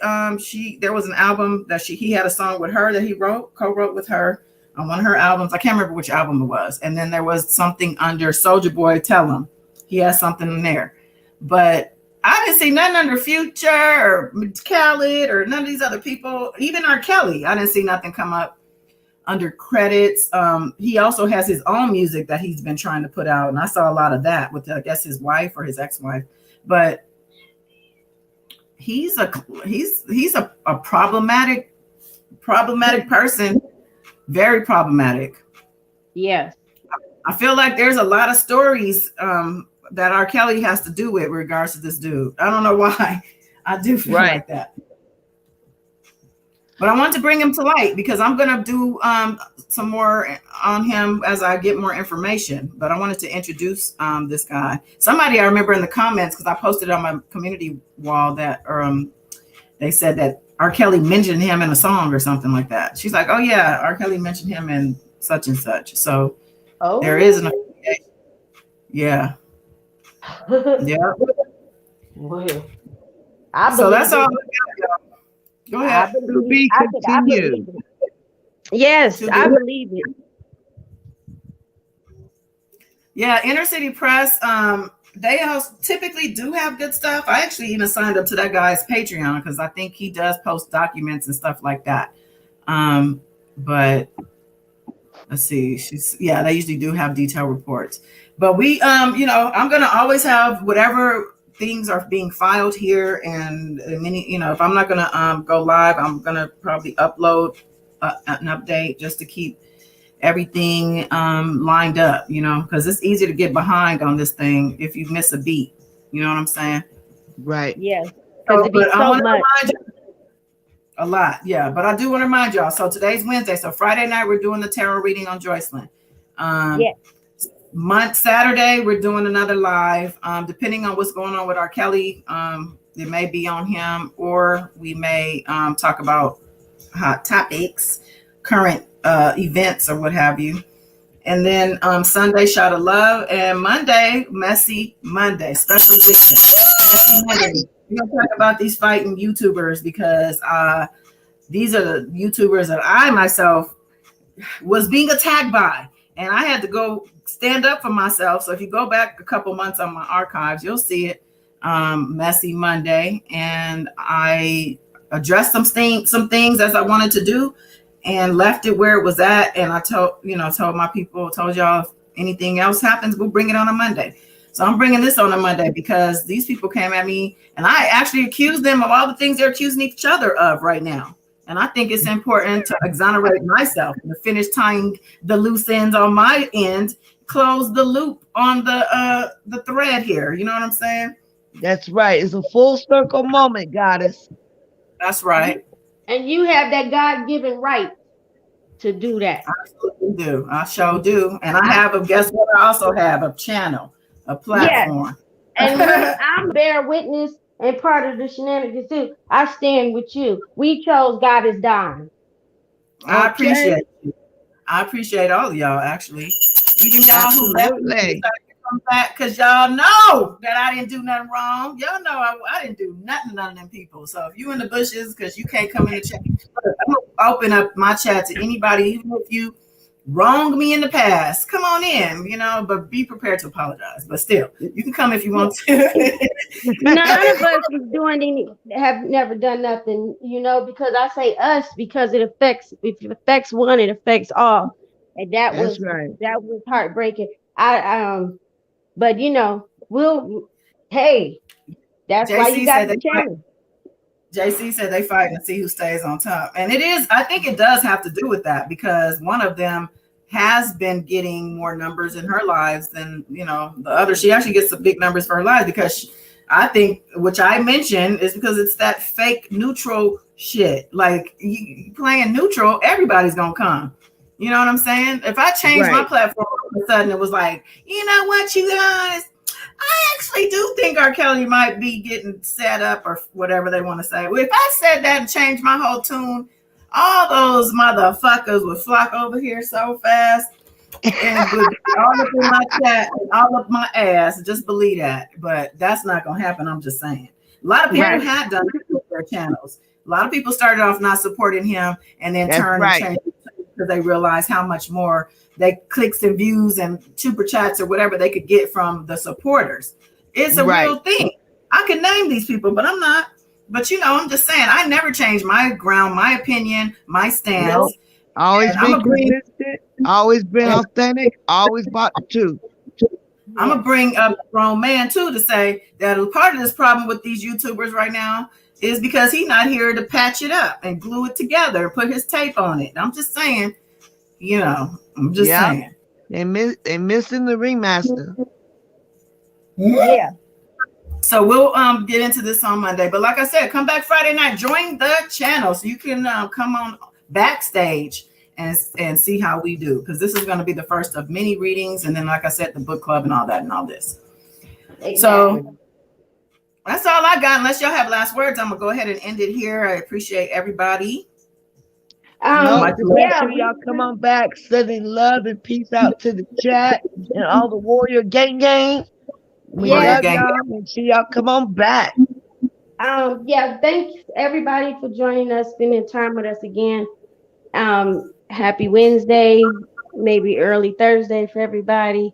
May everybody stay safe and blessed. And until next time, we send you off with love and light. That's right. And Queen got it right. We're not into the drama like that over here. So they don't come over here. They don't come over here because a lot of them are blocked, first of all. If you don't, I don't know if you were around when they were all over here at one point and then some stuff jumped off or whatever. But my thing is at this point, if you don't know, because I heard another YouTuber, she was so excited because she found Pacer. All of a sudden, she found Pacer. After 2 years, she found Pacer. But it's fine.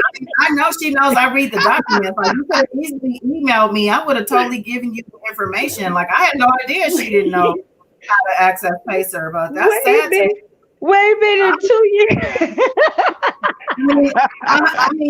I mean, I don't know. I just was surprised. But, I mean, good for her. Like, she feels like now she can grow her channel and brand because she can get the documents. But my thing is, we've been reading the documents for I've been reading the documents. Matter of fact, Robert mentioned in the chat about the discovery that he wanted to go over with that dude who didn't seem to think that R. Kelly had any guilt. I have the discovery list right here. Like if there's videos, go back into my archives. If you're confused about this and you want to look at all the history, even the readings that I've done, things have happened that have come to pass. So I'm just saying. Well, maybe they were scared to find Pacer because it was told that it cost $500. Oh, that's right. The lies. I forgot. Yeah. They was a little bit nervous. They were like, shit, I can't fuck with Pacer. That shit costs. That's true. We gonna just put it out there. That was grown man talking about, I paid $1,500 Pacer bill. The documents are 10 cents a piece. Okay. I'm not gonna lie, y'all. I was like, damn, I felt bad. This was before we knew about the dirty puppet master stuff. And I said, damn, God is done. And they shelling all this money. We better pay attention to stand with like oh, no. I had told y'all no. Absolutely not. And No quarter. that was before we came up with Warriors. And I didn't know I didn't even have your email at the time because I was thinking like, oh my God. I was like, these people putting in their money and stuff. Definitely not going to bankrupt you to sign up to Pacer to look at a couple of documents. Like, so yeah, that could have been why. Maybe she just stayed away from it but she thanked another YouTuber who I don't think he should be thanked for anything. But we'll get into that on Monday. Say Monday. Let's see. Lil Red, it don't matter. A bunch of money. If you're looking up everybody's dogs, it could be a bunch of money. Let me tell you this. I have looked up everybody's dogs. I'm talking Don Russell, Michael, all of the dogs. I print them. I download them. I ain't never paid that much money these people have claimed to pay. I'm just saying. You can believe them if you like. I'm telling you the truth. I don't have no reason to lie. There's no reason to even try to argue the fact that I'm trying to tell you it's not that much. ain't enough documents in the whole world. These documents that I downloaded today one of them is 4 pages. So what's that, 40 cents? I mean, y'all could clock me. I'll tell y'all how many pages I've been downloading. You want to check my bill or whatever. I'm just telling you it's not backbreaking. And if it is backbreaking for you, don't do it. There's other means. Or like this YouTuber who just found it says we could all work together. You click one document, I'll click another document. Collaborate. You a team. I don't know. I know you're not trying to argue, Lorette. I'm just saying, like, I know you're trying to probably stick up for maybe one of your faves, boo. But I'm just telling you that it's not like that. I think people say that because they want to make themselves look bigger and better than everybody else. But please, it's not necessary to do that. Like, I don't understand that, but that's a whole other live. I got you, Lil Red. Lil Red said it's a joke. I got you. I'm just making sure because people do take this. They believe this stuff. Like they believe things that they really shouldn't. I promise you. So come Messy Monday so we could break some stuff down, and it's gonna be a good time. I think so. All right, y'all. We'll end this here. Till next time. Peace and love. Bye. Peace.